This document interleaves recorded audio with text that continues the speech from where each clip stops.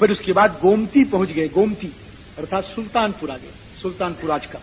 गोमतीं चाप्यतिक्रम्य फिर ततार सिंधिकाम नदीम, फिर सिंधिका नदी को पार किया।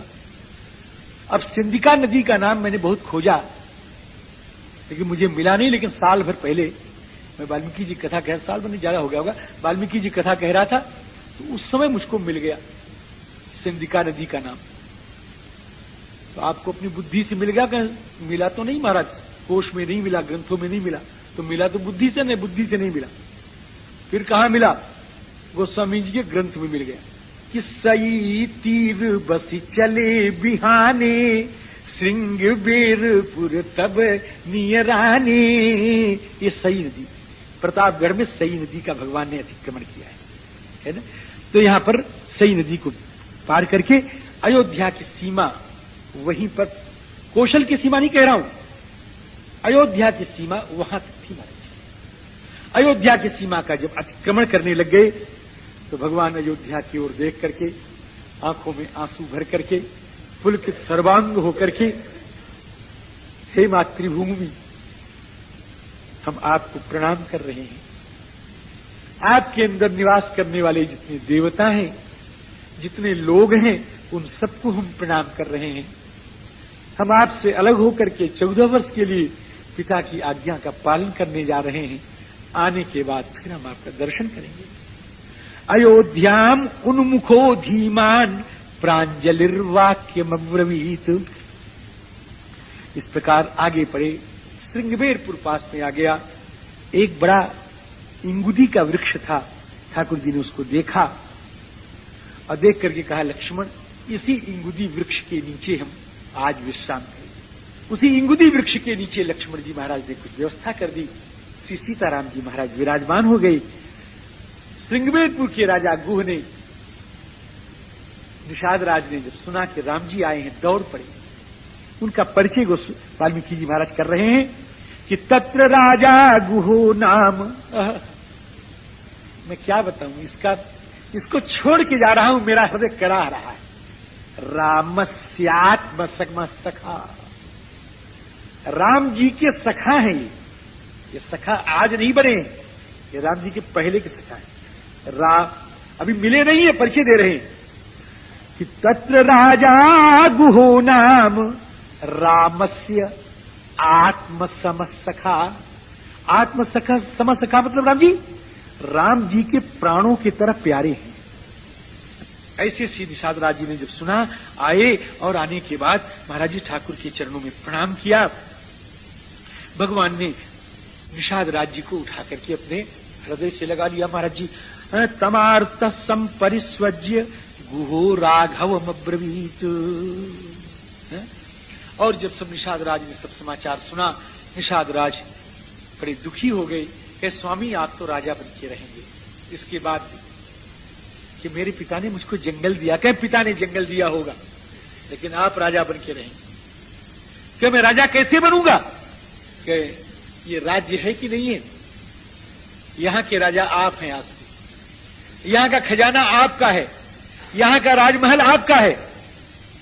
देव धरणी धन धाम तुम्हारा, मैं जननीच।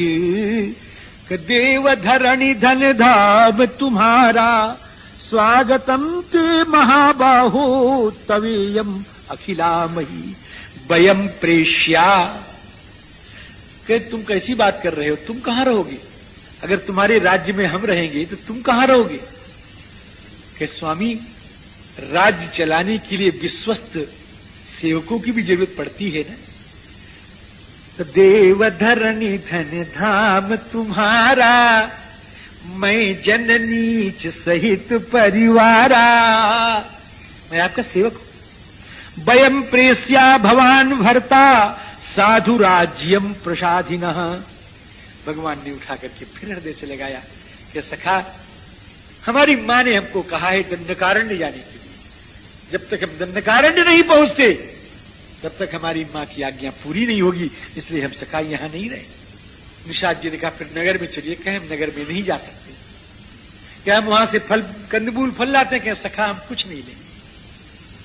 इतने में लक्ष्मण जी महाराज एक पात्र में जल भर के लाए।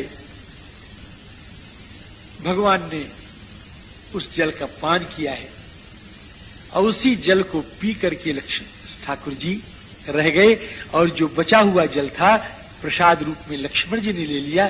दोनों भाई केवल जल, और किशोरी जी भी केवल जल के आधार पर रह गए। निषाद जी ने कहा कोई सेवा बताएं। कहें है सेवा। कहें क्या है? कि मेरे पिता के बड़े प्यारे घोड़े हैं, इन घोड़ों की व्यवस्था आप कर दें। एते ही दैताराज्ञा पितुर्दशरथस्य में एतैः सुविहितैः अश्वैः भविष्याम्यहमर्चितः। इनकी सेवा कर दोगे तो समझ लो मेरी भी सेवा कर दी। इनका पेट भर जाएगा तो मेरा भी पेट भर जाएगा। आप इनकी सेवा करो। इस प्रकार से श्री निषाद राज जी ने किया। राम जी महाराज, श्री किशोरी जी दोनों सो रहे हैं पत्तों के आसन पर, और ठीक उसी समय निषाद जी महाराज पधारते हैं। कहे महाराज जी, लक्ष्मण जी से कहते हैं ये आपके लिए सुख सैया है, आप इस पर शयन करें। इयं तात सुखा सैया त्वदर्थम उपकल्पिता। लक्ष्मण जी ने कहा कि हे सखे, राम जी महाराज भूमि में शयन करें, श्री किशोरी जी भूमि में शयन करें, यह देख करके क्या मेरी आंखों में नींद आ सकती है? बोलो बोलो बता सखा। कथम दासर्थौ भूमौ शयाने सह सीतया सख्या निद्रा मया लब्धुम जीवितम वा सुखानि वा। लक्ष्मण जी का यहां एक सर्ग में विलाप है, बड़ा करुण है। उसको कोई कठोर हृदय ही पढ़ सकता है और कह सकता है। महाराज मैं तो उसको प्रणाम कर रहा हूं। श्री राम जी इसके बाद श्री ठाकुर जी आगे बढ़ते हैं निषाद राज के से विदा लेकर के। लेकिन उसके पहले मैं एक निवेदन करूं कि निषाद राज से विदा लेने के पहले ठाकुर जी ने कहा, निषाद बरगद का दूध लाओ, बटवृक्ष का दूध लाओ। उदासी, हम जब किसी से कहते हैं भैया धोती पहन के पूजा पाठ किया करो, तो क्या हमारे इसमें क्या रखा है, वेश में क्या रखा है? वेश का महत्व तो ठाकुर जी करते हैं। देखो तापस वेश, वेश बना रहे हैं। कि वेश बनाने से क्या होता है? कभी कभी लोग कहते हैं, आजकल बड़ा प्रचलित शब्द हो गया है, वेश बनाने से क्या होता है, तिलक लगाने से क्या होता है? अरे तुम भागे हो जो ऐसा कहते, मत लगाओ तो ठीक है, लेकिन ऐसा कहने वाले बड़े मंद भाग्य हैं जो कहते तिलक लगाने से क्या होता है। ठाकुर के मंगल में श्री चरण है, ये तिलक नहीं है, ठाकुर के मंगल में श्री चरण है। इन मंगल में श्री चरणों को जिसने सिर पर आधान नहीं किया, मंद भाग्य है, वह भागा है। क्या हमारे गले में कंठी पहनने से क्या होता है? ठाकुर तुलसी के बिना किसी चीज का उपभोग ही नहीं करते। 56 प्रकार का व्यंजन रख लो, ठाकुर जी पाएंगे बगैर तुलसी की। अगर तुम चाहते हो कि ठाकुर जी हमारे भोक्ता बन जाएं, हम उनके भोग्य बन जाएं, ठाकुर जी हमको स्वीकार कर ले, तो तुमको अपने शरीर में कंठी रखना जरूरी है। यही कंठी का महत्व है। अस्त सियाराम जी, तो ठाकुर ने कहा वेश बनाना है। लोग कहते हैं वेश बना के क्या होगा? वेश बनाना आवश्यक है। जिन्हें जटा कृत्वा गविष्यामि न्यग्रोध क्षीर महानय। बटवृक्ष का दूध लाओ। दूध आया, ठाकुर ने उस दूध को लेकर के बालों में डाला। सियाराम जी बालों में डाला, बाल लट पड़े, जटाएं बन गई, अलकावलियां समाप्त हो गई, जटा के रूप में परिणित हो गई। सुमन जी महाराज देख करके रो पड़े हैं। श्री ठाकुर ने समझाया है उनको। ठाकुर का सुमंत का कल्पना रोना बड़ा विलक्षण है। सुमंत जी कहते हैं, रघुनंदन हम तुमसे ठगे गए, हमको किसी गैर ने नहीं ठगा है, हमको हमारे बेटे ने ठगा। रघुनंदन तुम हमारे पुत्र हो, तुमने हमको ठग लिया है। वयम खलु हता राम ये त्वया ही उपवंचिता। हम सोचते थे कि रथ में चलेंगे, रथ लेकर के चलेंगे, तो उसी रथ पर लौटा भी लाएंगे, लेकिन आप हमको जाने के लिए कह रहे हो। हाँ हंत, हम ठगे गए। ऐसा सुमन जी ने कहा। रोते हुए, करुणा क्रंदन करते हुए सुमंत जी को श्री ठाकुर जी ने वापस भेज दिया है। इसके बाद ठाकुर जी महर्षि भरद्वाज के आश्रम में पहुंचते हैं और भरद्वाज जी का आश्रम, वहां पर गंगा यमुना का पवित्र संगम है। गंगा यमुनयो संधौ प्रापतुर्निलयम मुने। दौड़ करके श्री महर्षि के चरणों में श्री राम लक्ष्मण ने प्रणाम किया है। महर्षि ने भगवान का पूजन किया है, अर्घ्यदान किया है। और सब कुछ करने के बाद कह रघुनंदन बहुत अच्छा हुआ तुम आ गए, हम बहुत दिनों से तुम्हारी प्रतीक्षा कर रहे। हाँ, श्री भरद्वाज जी कहते हैं श्रुतम तव मया चैव विवासनम अकारणम चिरस्य खलु काकुस्थ पश्याम्यहम उपागतम। तव उपागतम, आपका जो समीपागमन है इसकी मैं चिरस्य खलु काकुस्थ पश्यामि, बहुत दिन से प्रतीक्षा कर रहे हैं। अच्छा हुआ आप आ गए। अब रघुनंदन मेरे पास ही रहो, अब तो जंगल में रहे नहीं है, अब मेरे पास ही रहो। श्री रघुनाथ जी ने बड़ी शालीनता से उत्तर दिया है, आपके पास रहने में हमको आपत्ति है मुझे। क्या आपत्ति है? ये अयोध्या के पास है, हम यहां रहेंगे तो श्री जनकनंदिनी को देखने के लिए, मुझको देखने के लिए, लक्ष्मण को देखने के लिए लोग आते ही रहेंगे और आपकी तपस्या में विघ्न पड़ेगा। और न केवल आपकी तपस्या में विघ्न पड़ेगा, मेरा वनवास भी उचित ढंग से नहीं हो पाएगा। आगमिष्यति वैदेही मां चापि प्रेक्षको जनः अनेन कारणे नाहम इह वासं न रोचे। इसलिए यहां नहीं रहूंगा, हमें और कोई जगह बतावें। श्री महर्षि भरद्वाज ने कहा आप चित्रकूट पधारो। वहां पर 3 जाति बहुत रहते हैं राम जी, मुनि महात्मा तो रहते हैं, 3 और रहते हैं। क्या कहे वहां एक तो लंगूर बहुत रहते हैं, बानर भी रहते हैं और रीछ भी रहते हैं। वहां आप जाओ। गोलांगुलानुचरितो वानर रक्ष दिशेवितः चित्रकूट इति ख्यातो गंधमादन सन्निभा। बड़ा पवित्र पर्वत है। और सुनो हो, चित्रकूट का ये महत्व है। श्री भरद्वाज जी कह रहे हैं कि उसके शिखर को जो देख लेता है उसके भी पाप नष्ट हो जाते हैं। यावता चित्रकूटस्य नरश्रृंगाण्यवेक्षते कल्याणानि समाधत्ते न पापे कुरुते मनः। इसलिए आप तो चित्रकूट पधारो। श्री रघुनाथ जी का स्वस्तैन किया है, मंगलार्चन किया है और श्री राम जी महाराज को बहुत दूर तक पहुंचाने गए हैं। और श्री राम जी महाराज वहां से विदा हुए और विदा होकर के आगे यमुना का अतिक्रमण कर रहे हैं। श्री यमुना जी का पार कैसे करें हो, नाव वाव तो वहां थी नहीं, बिल्कुल निर्जन था। तो लक्ष्मण जी महाराज वहां बेड़ा बनाया, एक बड़ा बेड़ा बनाया। और बेड़ा अब कैसे बना लिया लक्ष्मण जी महाराज ने, राम जी जाने कैसे बनाया।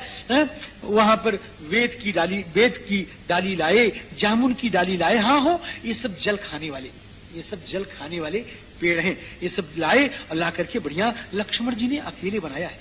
ततो वैतस शाखाश्च जम्बू शाखाश्च वीर्यवान चकार लक्ष्मण छित्वा सीताया सुखमासनम। श्री सीता जी के बैठने के लिए सुंदर आसन बना दिया। अब श्री सीता जी उस पर विराजमान हो गई और दोनों भाई पैदल ही चल रहे हैं। दोनों भाई पैदल और कुछ दूर तैरते हुए बेड़ा को ढकेलते हुए चले। इस प्रकार से उस श्री यमुना जी को पार कर लिया।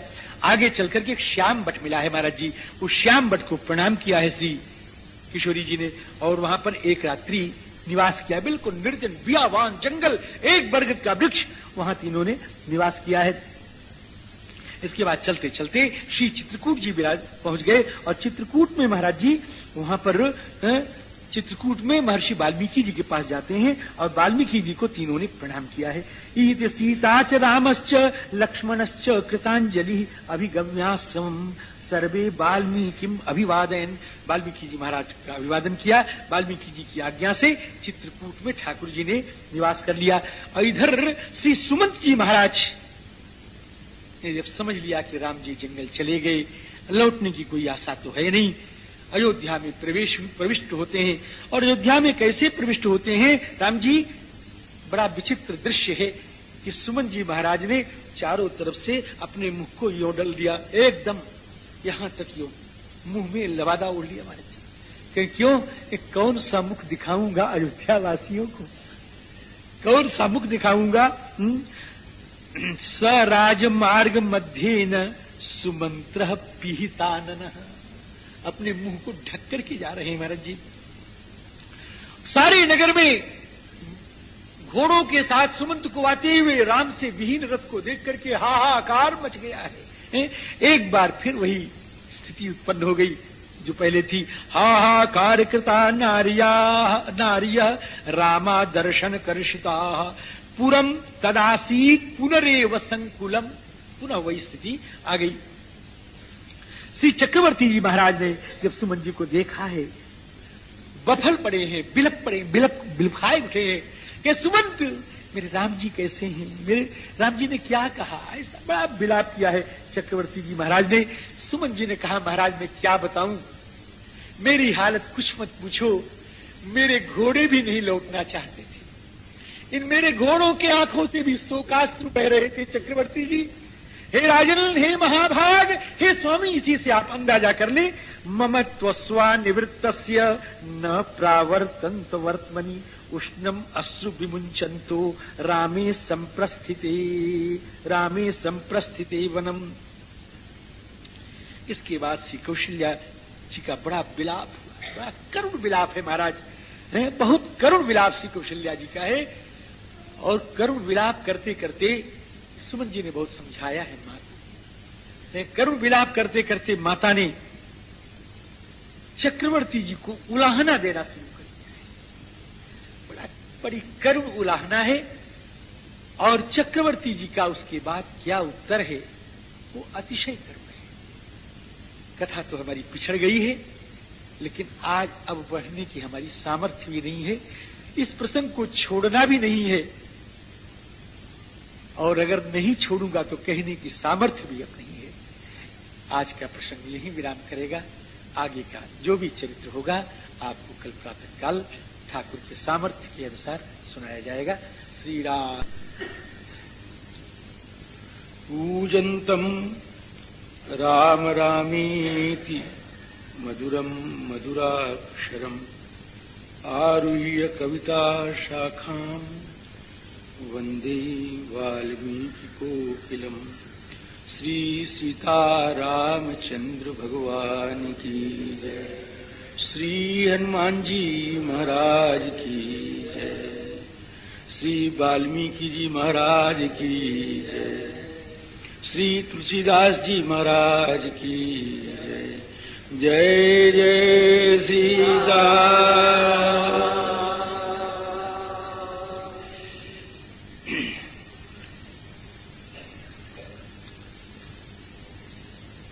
सुमंत जी महाराज भगवान के पास से लौट आए। वहां का समस्त वृत्त संक्षिप्त में करके निवेदित कर दिया। महाराज चक्रवर्ती जी ने बहुत विलाप किया। श्री कौशल्या जी विलाप करते करते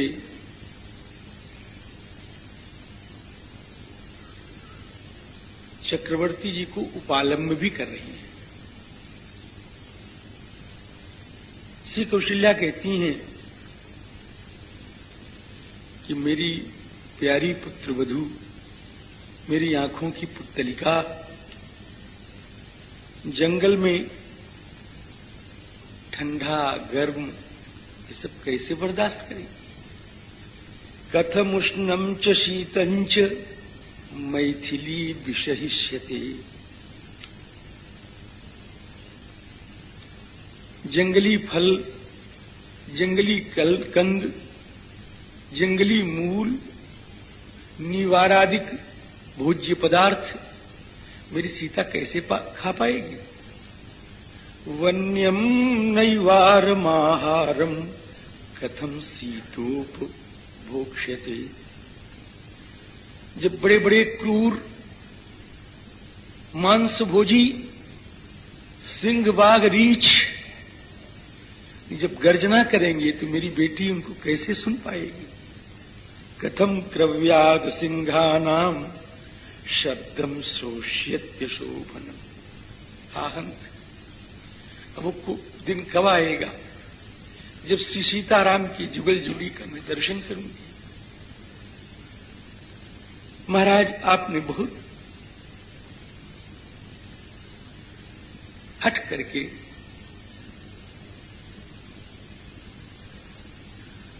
सबको दुखी कर दिया। अब मेरा राम राजा क्या होगा? नियम है कि 50 अगर